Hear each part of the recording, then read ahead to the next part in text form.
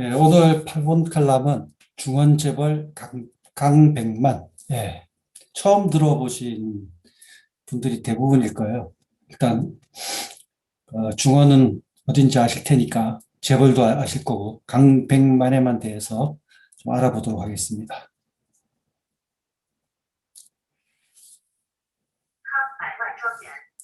그 하남성 있습니다. 하남성이 중원이죠. 비행기 타고 가면 그 정조우에서 내릴 수 있습니다. 직항이 있습니다. 정조우. 정조우 옆에 이제 낙양이 있는데 낙양하고 그 사이에 공이라고 하는 동네가 하나 있습니다. 공이라고 하는 동네가 있는데 여기가 그 역사 기록에 의하면 그 당나라 시인 두보의 고향입니다. 두보가 태어났다고 하는데 그또 어떤 자료에 의하면 공이에서 태어난 게 아니고 낙양에서 태어났다 이런 썰도 있고요. 여러 가지 말이 많은 동네입니다.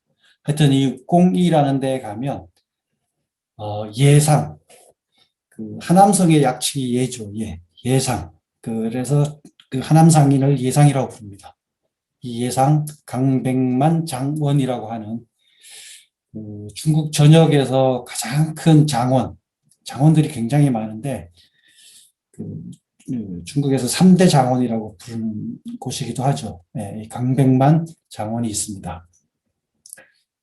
제가 두보 고향을 찾아갔다가 뜻밖의 굉장히 대어를 낚은 그런 셈입니다. 이런 데가 있었구나. 미처 모르고 갔다가 만나게 됐는데 이제 기분이 좋았습니다. 여기가 입구인데요. 엄청 넓습니다. 엄청 넓고, 야, 이런 곳이 다 있었구나 할 정도로 기가 막힌 곳이고, 워낙 넓어가지고, 이제 거기 안에 있는 그 지도여서요. 보면 약 6만 5천 평방미터입니다.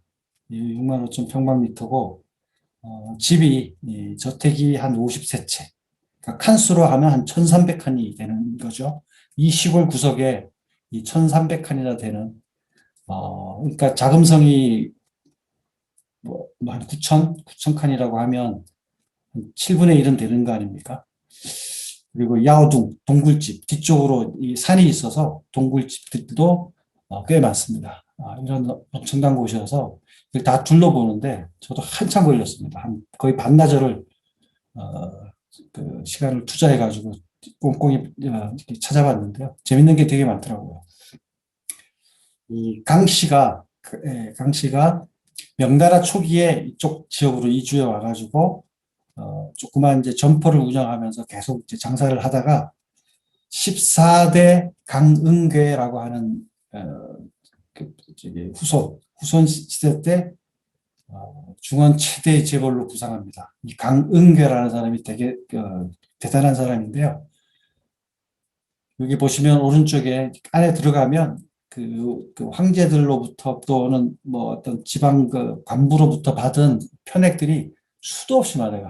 거의 한 100여 개 되는 정도로 많은데 이렇게 괴 이런 거는 뭐 여기 강씨 그 자제가 뭐 과거에 올랐다 뭐 이런 등등의 것인데 무엇보다도 여기 보시면 양천 천경이라고 하는 그 논밭이 천경에 이를 정도로 큰 부자다. 뭐 이런 편액을 하사받은 거예요. 이거는 황제로부터 하사받았는데 이 강은괴라고 하는 당시 그 재벌이 굉장히 장수하셨거든요. 굉장히 장수하셨는데 이 양천 천경이라고 하는 편액을 두 번이나 받으셨어요. 그리고 단순히 뭐 논밭이 많다고 해서 받을 수 있는 건 아니고 뭔가 좋은 일을 한 거죠. 예, 강근계라는 그 저게 상인은 뭐로 돈을 벌었냐면 포목 사업을 해서 돈을 벌었어요.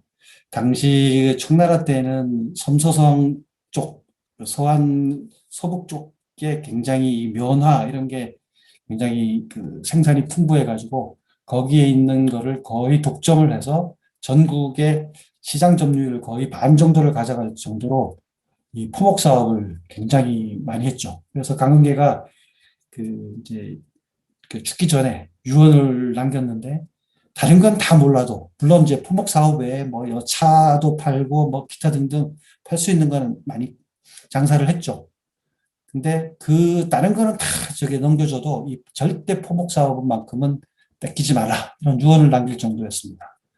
그리고 또 하나는 당시에 그 청나라 권륭제에서 그 가경제 이때 넘어갈 때 밀란들이 되게 많이 일어났었거든요. 특히 백령교 밀란 이런 게 거의 뭐 십몇 년 동안 계속 끌었으니까요. 이때 이 강릉계 상선이 있었어요. 지금 이렇게 배가 있는데 이 상선이 있어야 군수 물자를 그 보급하잖아요. 네, 그래서 군수 물자를 보급하는 사업권을 따가지고 거의 10년 동안 독점적으로 군수 물자를 납품했죠. 뭐 식량부터 시작해서 뭐 저기 토벌군들이 사용하는 뭐 군복이라든지 기타 등등 모든 물건을 납품하면서 정부 돈을 버는 거죠. 네. 그래서 당시 굉장히 큰 그 중원 재벌로 부상하게 됐는데요. 재밌는 거는 1847년, 그러니까 걸륭제 거의 그 말년, 가경제 넘어갈 때쯤 돼서 75세 생일잔치가 있었습니다. 생일잔치가 있었는데 생일잔치를 벌리는 와중에 동네 사람들 그리고 일가 친척 이를 다 불렀어요. 다 불러가지고 이제 생일잔치를 벌리면서 이제 건배를 하는 거죠. 그래서 술이 한 서해 잔 정도 돌고 나서 그때 갑자기 일어나더니 그동안 가지고 있었던 이 차용증, 그러니까 돈을 빌려줬던 것들이 있지 않습니까? 이런 거를 이제 차용증을 다 꺼집어내가지고 뭐 아는 사람들이 보는 앞에서 그걸 싹 불태워버려요.